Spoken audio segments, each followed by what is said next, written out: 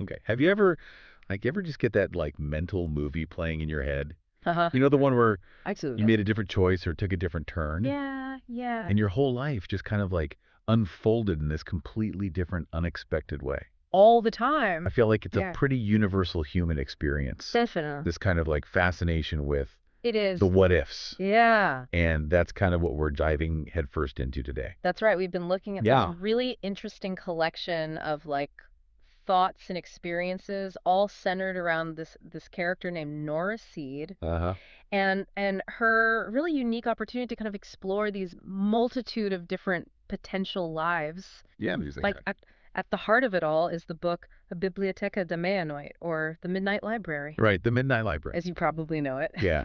So our aim in this deep dive is to really understand the key insights about life. You know, the power of our choices and the weight of regret, as seen through Nora's incredible journey across these different existences. Yes, We're exactly. looking at everything from, her own most personal reflections Hmm. to her interactions with other people in these vastly different circumstances. Right. And, as you're listening, whether you're deeply familiar with these ideas or just encountering them for the first time, Right. we want to assure you that we're here to guide you through it. Yeah.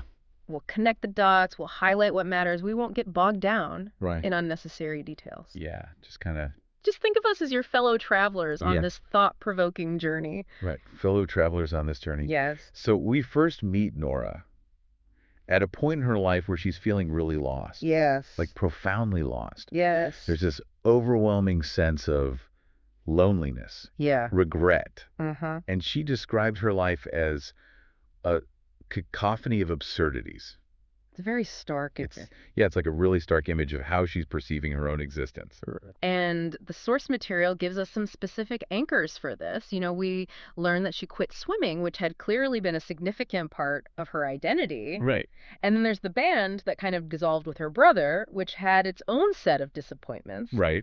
And perhaps most significantly, she called off her wedding just 2 days before it was supposed to happen. Wow. These aren't small, fleeting regrets. No. These are major life events Yeah. that have clearly left a lasting impact. Yeah, it makes you wonder, doesn't it? Yeah. About the weight of those big decisions It does. that we all face. Absolutely. And it's in this space Yes. of just, deep despair almost. Yeah. That she finds herself in the Midnight Library. Yes. And it's this incredible concept, a Yeah. place that exists somewhere between life and death. Right. Almost like this, Like a dreamscape? a dreamscape. Yeah. And the central image here is just so potent. Yes. Endless shelves filled with books, each one representing a different life Right. that she could have lived based on a different choice. And I think what's really fascinating is that we have Mrs. Elm, the librarian, Yes. who is not just a passive figure. Right. She's almost like a mentor for Nora, Makes a guide. a guide. Right. And she explains that the purpose of this library is to allow Nora to actually step into these alternative realities Uh-huh. and see what would have happened if she made different choices. Right. And the first book Yes. that grabs her attention is the Book of Regrets. Wow. Can you imagine the impact of holding No. that physical manifestation of all the things you wish you had done differently? Oh, that would be. It hits her really hard. It would be devastating. What does that initial encounter tell us about the nature of regret itself?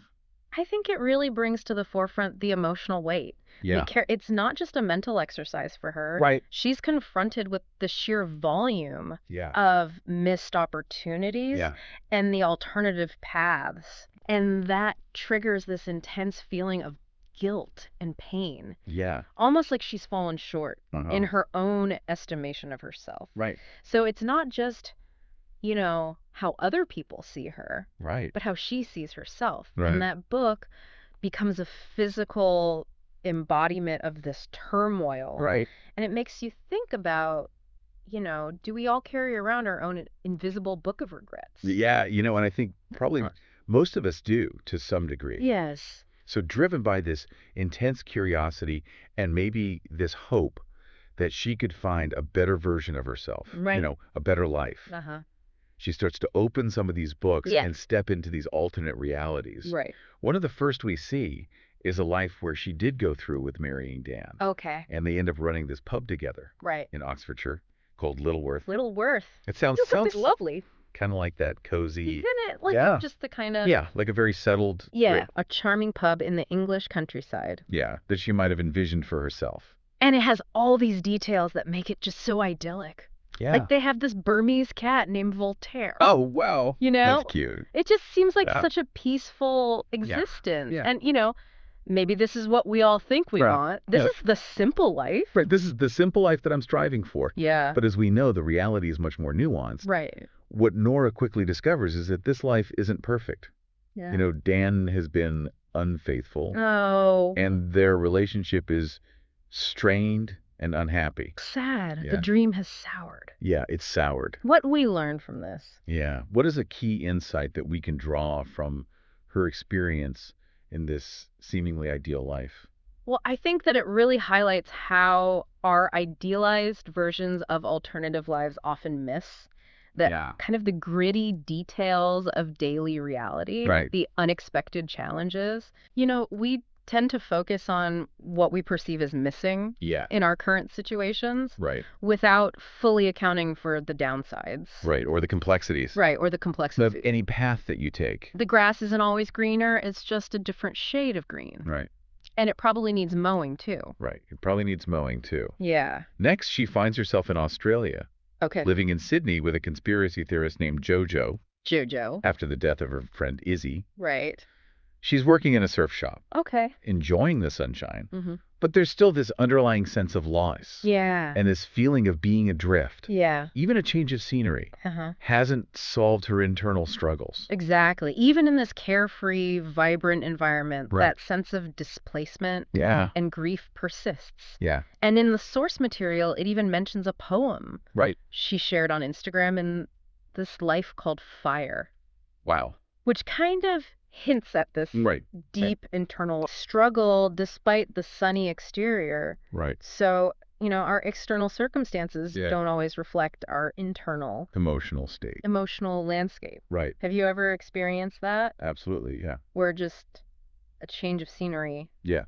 didn't really change It doesn't fix it. how you felt inside? Right. Then there's a complete shift. Okay. Nora, as a highly successful Olympic swimmer in London, Wow. she's at the peak of physical fitness. Right. Achieving this incredible level of athletic success Yeah. that in her root life, Yeah. it seems like her dad really wanted this for her. Yes. It's a life of significant achievement. The Right. kind that a lot of people would look at and Yeah. just assume meant happiness. Right. She has the medals, she has the recognition, Uh-huh. she even has a TED Talk Wow. on the horizon. Yeah. But when you look closer, Right. you see that even this triumph Great. doesn't come without its own set of difficulties. Right. Her relationship with her father remains strained, Yeah. stemming from his past affair with Mhm. someone named Nadia. Wow. And in this reality, Yeah. she's actually taking antidepressants. That's What does that tell us about a huge insight. the relationship between success Right. and well-being? Yeah. I mean, it's a powerful reminder, I think, that external validation Right? and achievement don't automatically equal inner peace. Exactly. Right. It's not just about ticking the boxes Right. on society's checklist of success. It's so much deeper than that. It's much deeper. Right. And the fact that she's on antidepressants, even though she's achieved this incredible feat, speaks volumes about her internal struggles. Yeah, absolutely. And then she finds herself in another just completely different life Right. as a glaciologist in the Arctic.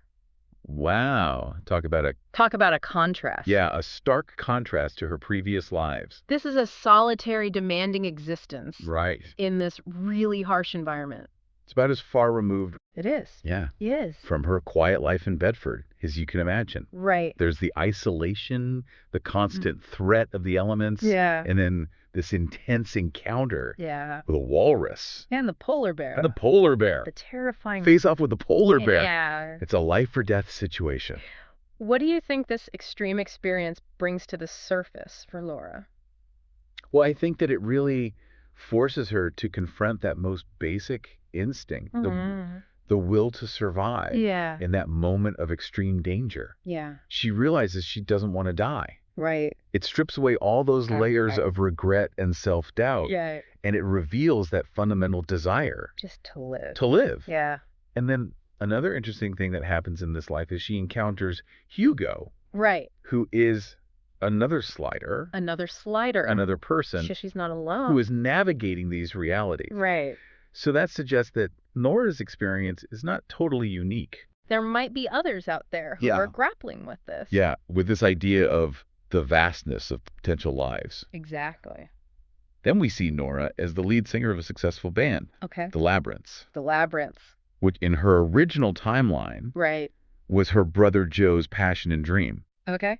So she's experiencing the highs of fame, Yes. performing on stage Uh-huh. with Ravi, Okay. navigating this huge social media presence. Yeah.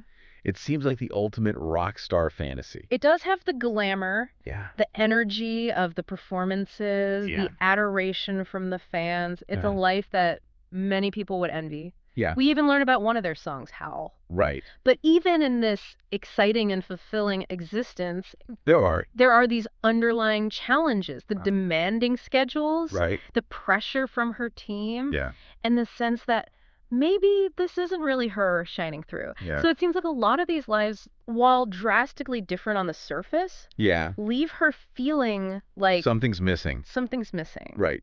And this is a really crucial turning point Yes. in Nora's journey. Okay. She starts to recognize a pattern. Right. A lot of these lives she's been exploring Uh-huh. were actually rooted in other people's dreams or Right. potential regrets. Other people's regrets. Right. Not necessarily Her own. her own deepest desires. Right. And Mrs. Elm, Yes. in her role as guide, Right. encourages her to look beyond those immediate what ifs Yes. that are in the Book of Regrets. Right. She says you need to explore Yeah. the upper and lower shelves The upper and lower shelves of the library. of the library, Yes. representing lives that are Further removed Yeah. from her direct regrets. Right. These are the possibilities that she might not have even considered. What does this broadening of her exploration signify?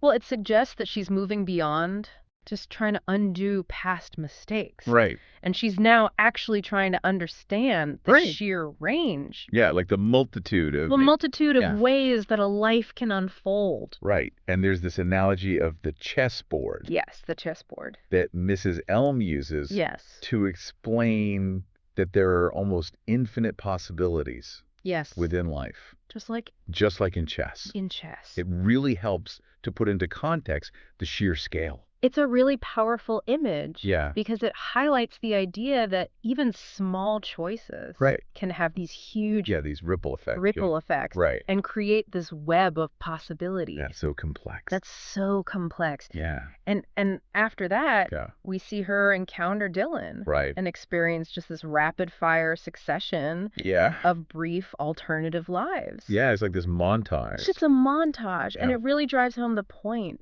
of just how diverse and varied human experience can be. Right. All these different ways a life could take shape. Yes. But amidst all this exploration, Yes. Mrs. Elm offers Nora a really crucial piece of advice. Okay. She's in danger of forgetting who she is Right. by trying to inhabit all these different selves. different selves. Right. She needs to reconnect Yeah. with her root life. With her root life. Yeah. Why is this reconnection so important? Well, it's important because it brings her back to her own inherent value. Right. You know, independent of any specific choices Right. or outcomes. Right. You know, Yeah. by trying to be everybody else, She loses herself. she loses herself. She Yeah. loses sight of her own unique identity Right. and the potential that resides In that original self. in her original self. Right. And it's a reminder that, you know, our value isn't solely determined I- by our achievements or the paths we've taken, Right. but just by our being. Right. And this leads to a really poignant moment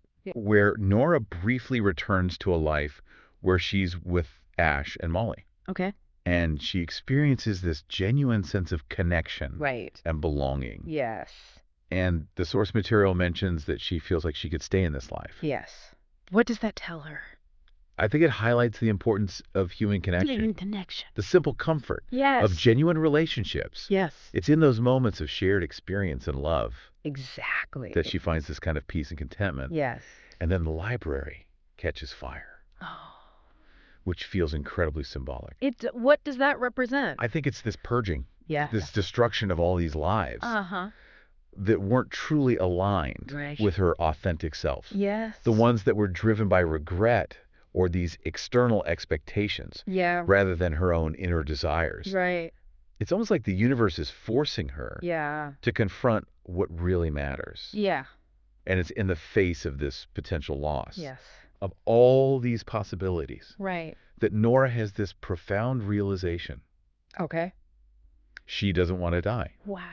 She understands that her original life, with all its imperfections Yeah. and its challenges, Yes. still holds value. Right. And she arrives at this powerful understanding that she is, at her core, nothing but potential. Amazing. So with this newfound appreciation Yes. for life itself, Yeah. Nora makes her way back to her root life. Right. It's really heartwarming to see her reconnect with those seemingly small but ultimately significant aspects Does. of her original existence. Her brother Joe, Yeah. her kind neighbor Mr. Banerjee, Yeah.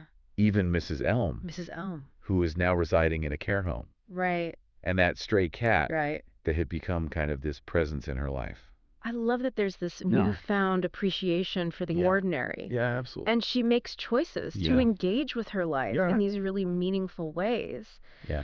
She decides to teach piano to Leo, Right. this young boy she had taught before, Mm-hmm. and she volunteers at a homeless shelter. Right. These small acts of service. These are these small acts of connection Yeah. and contribution Yeah. that really show the shift in Yeah. her perspective. Yeah. And her conversation with Joe is really moving. Yes. He finally opens up about his struggles and the reasons for his distance, Right. and reveals that he's on his own journey Yeah. of growth and healing. Yeah. It's a powerful reminder that everyone is fighting their own battles, Yes.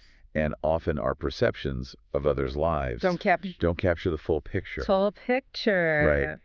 And her visit to Mrs. Elm Yes. at the care home is this really touching moment of Yes. gratitude Yeah. for the librarian's earlier kindness and guidance. Right. It reinforces that theme, Yes. a human connection, Human connection. and the impact that even seemingly small Right. acts of compassion can have. Yeah.